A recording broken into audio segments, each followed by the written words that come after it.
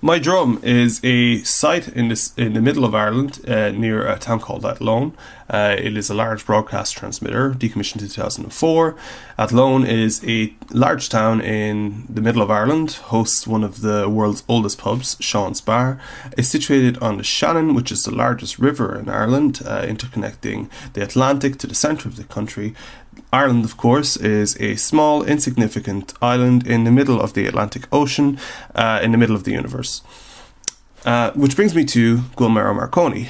Guillermo Marconi was the inventor or father of modern radio transmission and developed a lot of his broadcast technology in Ireland.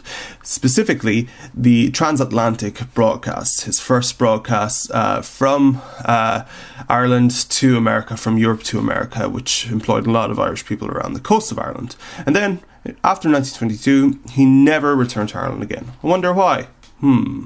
That's tricky. Well, War of Independence happened and Ireland fought for its independence. Shortly after, we decided to fight each other in a civil war, which was even more brutal. And then for a period between 1922 and 1937, the country was known as the Serfstat, the Free State. So what happened during this time before Ireland became independent Ireland as we know today? Well, the state began to focus a lot on developing infrastructure with sites like Ardnacrusha, a hydroelectric dam which looked towards Hoover Dam in America as its inspiration. It, at the time, powered the entire country's electrical supply needs, harnessing the power of the Shannon. Shortly after the completion of the Ardnacrusha dam, the state looked to developing a national transmission system, which is where my drum comes in. Here is a picture of my drum as it is seen today, and here is a slightly darker picture of my drum that I took. Here is a picture of parts of the mast that has been disassembled. Well, the project development. What happened? I don't live in Ireland anymore. I live in Helsinki, which is it never looks like this. It's usually covered with snow. Helsinki has amazing kerpatories, which are a type of flea market that is found around. And as I went around a lot of these flea markets, I began to notice on old wireless radios the same combination of cities and one town appearing over and over again. Athlone, this, like, basically, as I grew up knowing it, this nothing place in the middle of Ireland. So, what did I do? Well, actually, I began to realize that Athlone was an incredibly significant town in terms of Irish heritage and Ireland's legacy of technology. Athlone is unique in Ireland as it hosts over 3 generations of broadcasting, which is rare not only in Ireland but in most of the world. So how do you turn that into an art project? Well, I'm an artist, and that's the first question I had. I began to look at radio frequencies and radio technology, beginning to understand how it worked. I started by looking at a very simple type of circuit called a crystal set radio, which harnesses only the power of radio frequency to power the circuit. It uses the most basic of materials, which can be found around you, and can basically interpret the magnetic frequencies of radio transmissions and turn it into sound. This played a huge part during World War II, where a lot of amateur radio enthusiasts who happened to be frontline soldiers were able to find out information from the front line to relay information to their friends and survive, basically. What a lot of us don't really understand about electricity, radio frequencies, is that they are waves and that they surround us at all times.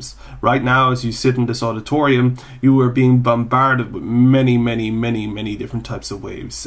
So please do not worry about your mobile phone giving you cancer. As we speak, we are being bombarded by cosmic radiation, which is going right through you and has done since the dawn of time, when we were just motes of dust. I began to look at how crystal sets worked during the era and how many different people utilized the technology to kind of have a sense of autonomy that modern and new technologies presented. Here we can see a young gentleman, a Victorian era dandy, who has embedded a crystal set into his top hat, which, you know, this surfaced on Reddit a few years ago, and you could argue that this was probably the first prototype of the Walkman. But what really caught my imagination was just the simplicity of these, circuits. I mean, what you're looking at before your eyes right now is a circuit. Here you have an anodized razor blade, and anodized basically just means that the person who created this radio got a lighter and lit the blade until it discolored and it eroded the protective galvanized coating that was on the blade. The little piece at the end of that safety pin is a small bit of graphite that has been extracted from a pencil, and it has been bound and wrapped with some copper. And this radio involves a little bit of solder, but you really do not need solder to form a circuit with this. You could have essentially just sanded a piece off that small bit of razor blade. So what was the idea? Calling Athlone became a relational installation and broadcast-based art project, which made use of Athlone's deep connection to broadcasting, both past and present. The project aimed to make this connection through an exploration of the technology and sites linked to a history of broadcasting in the area. The project connected communities within Athlone to their rich broadcasting heritage and the empowerment which broadcasting can offer, while also addressing the intricate histories which came into being as a direct result of Ireland's contested past. This is the Loon Gallery, the site from which we departed on the morning of the first workshop.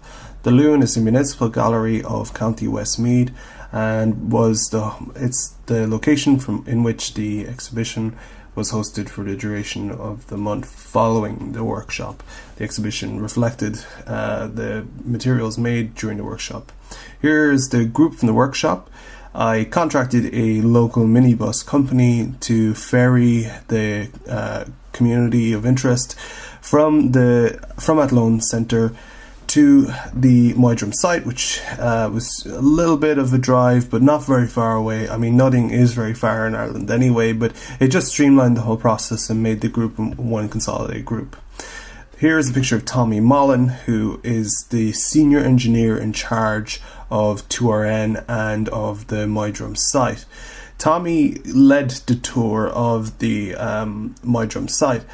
Tommy worked as an engineer for RTE in Moydrum during the 1970s and has a wealth of knowledge about all of the different material, technologies, history, which is embedded in the site.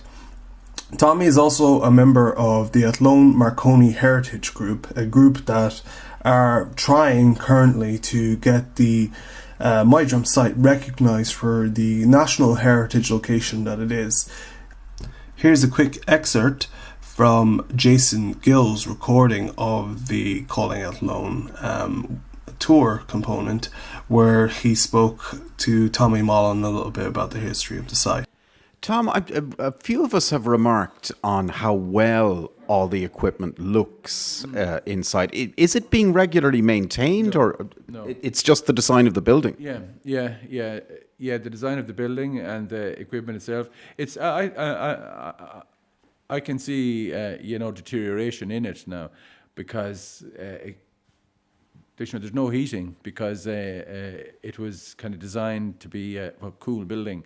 So there was no heating put in, but RTE will have to consider some kind of preservation work if the project to get the museum and kind of future lab going. If that doesn't happen, then RTE will have to do some kind of preservation or decide to do something with it, because the building is the fabric of the building, even though it's only cosmetic, some of it inside. It still needs to be preserved, Yeah. Well, as one of us said, it seems like a no-brainer. That it wouldn't cost that much to preserve it. No. I don't think it would. It's just the interest, really. That's what it is, more than the kind of financial outlay. That was Jason Gill there speaking to Tommy Mullen on behalf of Athlone Community Radio and on behalf of the Calling Athlone project. Calling Athlone actually derives its name from a documentary that Athlone Community Radio made in 2014 called Athlone Calling. then I reversed that for some reason, just to differentiate it from the project. The project similarly looked at the history of broadcasting in Athlone. And so next bit was we moved on to the workshop component. The workshop component took place at the Aidan Heaney Library. We took a break for lunch and then met in front of the library and went to a dedicated workshop room laid out for us. During that time, I laid out all of the equipment that was needed for the workshop, and we got to work making our crystal set radios. Here's a picture of all the materials used in the construction of the crystal set radios. You have a connecting clip in the top right corner. Next to that is magnetic coil wire, 2 alligator clips, a diode, some thumbtacks, green and red coated solid core copper wire, a high impedance earpiece in the bottom right, and a potentiometer on the bottom left. Those 2 little pieces on the left are resistors, which are optional. They can affect positively or negatively how well the radio receives the signal. It's just about tweaking it a bit after that.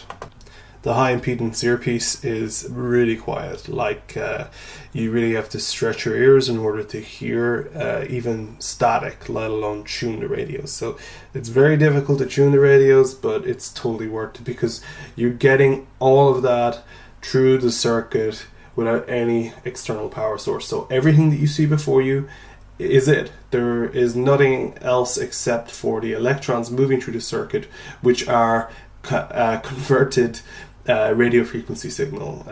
The workshop itself went smoothly. We gathered around 3 different tables within the space.